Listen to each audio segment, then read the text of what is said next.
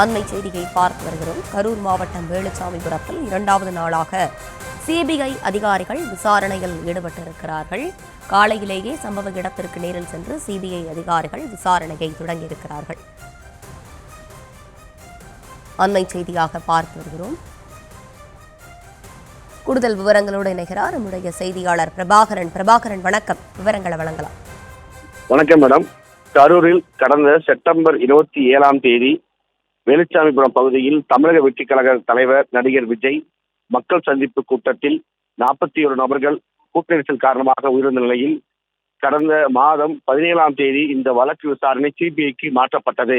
இந்த நிலையில் நேற்று காலை 11 மணி முதல் மாலை 5:20 மணி வரை வேலுச்சாமிபுரம் பகுதியில் சிபிஐ அதிகாரிகள் அளவீடு கருவி மூலம் ஆய்வு செய்த நிலையில் கரூர் வேலுச்சாமிபுரம் சம்பவ இடத்தில் 2வது நாளாக விசாரணையை இன்று சிபிஐ அதிகாரிகள் தொடங்கியுள்ளனர். 3D லேசர் ஸ்கேனர் கருவி உதவியுடன் அளவீடு பணிகளை 2வது நாளாக தொடங்கியிருக்கின்றனர். சம்பவ இடமான வேலுச்சாமிபுரம் பகுதியில் முதல் நாள் நேற்று 30 மீட்டர் தூரத்திற்கு 3D லேசர் ஸ்கேனர் கருவி மூலம் அளவீடு பணி நடைபெற்றது. 2வது நாளாக இன்று 10 பேர் கொண்ட சிபிஐ அதிகாரிகள் விசாரணையை தொடங்கியுள்ளனர் என்பது குறிப்பிடத்தக்கது.